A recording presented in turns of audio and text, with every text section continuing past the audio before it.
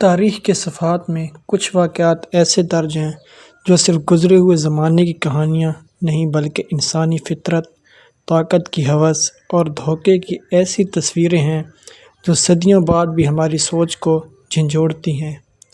آج ہم ایک ایسے ہی واقعے کا ذکر کرنے جا رہے ہیں جو قدیم روم کی شان و شوکت اور اس کی سیاسی سازشوں کی ایک خون ریز داستان ہے۔ یہ کہانی ہے ایک عظیم سپہ سالار، ایک بے مثال حکمران اور ایک ایسے شخص کی جس کی زندگی اور موت نے تاریخ کا دھارا بدل دیا۔ ہم بات کر رہے ہیں جیسس جولیس کیسر کی، اس شخص کی جس نے روم کو بلندیوں تک پہنچایا، لیکن اس کی اپنی سلطنت اس کے اپنوں کے ہاتھوں ہی ختم ہوئی۔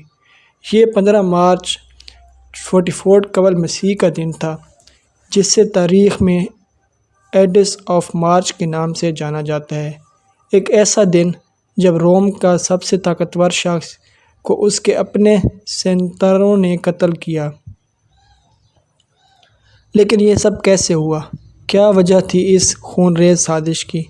آئیے اس داستان کی گہرائیوں میں اترتے ہیں۔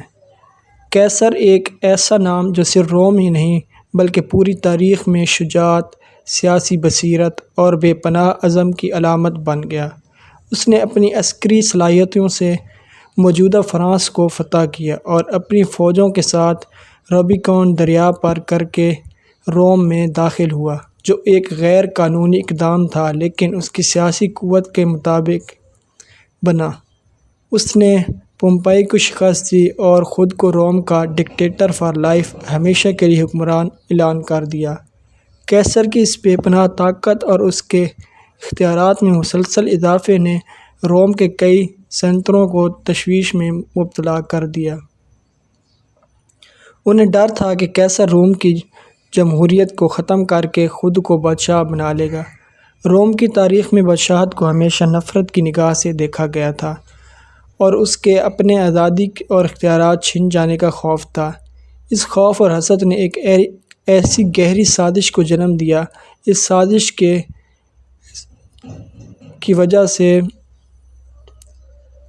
سازش کے سربراہان مارکس جونیس بروٹس اور گیسس کوسس لونگینس تھے۔ بروٹس، جو کیسر کا قریبی دوست اور اس کے لیے بیٹے جیسا تھا، بھی اس سازش میں شامل ہو گیا۔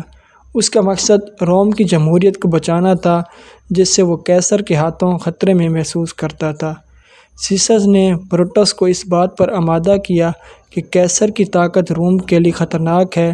انہوں نے مزید سینیٹروں کو اپنے ساتھ ملایا، جس میں ہر ایک نے اپنی وجہ تھی۔ کچھ کیسر کی طاقت سے خوف تھا، کچھ کو اس کی شہرت سے حسد اور کچھ کو اپنی سیاسی بصیرت کھو دینے کا ڈر۔ سازش کرنے والوں نے کیسر کو قتل کرنے کا منصوبہ بنایا۔ انہوں نے 15 مارچ 44 قبل مسیح کے دن چنا، جب سینات کا اجلاس پومپئی کے تھیٹر میں ہونا تھا۔ کیسر کو کئی پیش گوئیوں اور بری علامات سے آگاہ کیا گیا تھا۔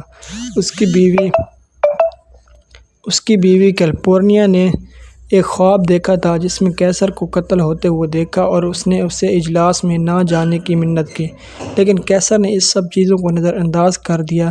وہ اپنی طاقت اور مقدر پر یقین رکھتا تھا اور اس نے سوچا بھی نہیں تھا کہ اس کے اپنے ہی اس کے خلاف ہو سکتے ہیں۔ 15 مارچ 1444 قبل مسیح صبح کا وقت تھا۔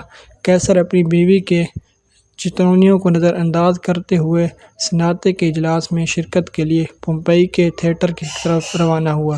راستے میں اسے ایک فالگو نے دوبارہ خبردار کیا اور مارچ سے ہوشیار رہنا، لیکن کیسر نے اس کی بات کو ہنسی میں اڑا دیا۔ جب وہ تھیٹر میں داخل ہوا تو سینیٹروں نے اسے گھیر لیا۔ پہلے تو وہ اس کے سامنے جھک اس کی تعریف کی اور پھر اچانک ایک سینیٹر نے پر حملہ کر دیا۔ کیسر نے مزاحمت کی کوشش کی، لیکن اس کے چاروں طرف سازش کرنے والے تھے۔ ایک کے بعد ایک خنجر اس کے جسم میں اترتا گیا۔ جب اس نے بروٹس کو بھی خنجر اٹھاتے ہوئے دیکھا تو اس کی آنکھوں میں حیرت اور دھوکے کا اظہار تھا۔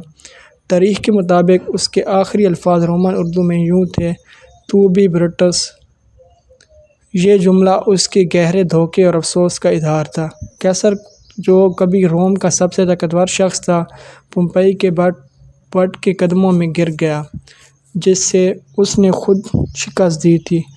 اس کے جسم پر 23 زخم تھے۔ روم کے عظیم حکمران ایک سیاسی سازش کا شکار ہو گیا۔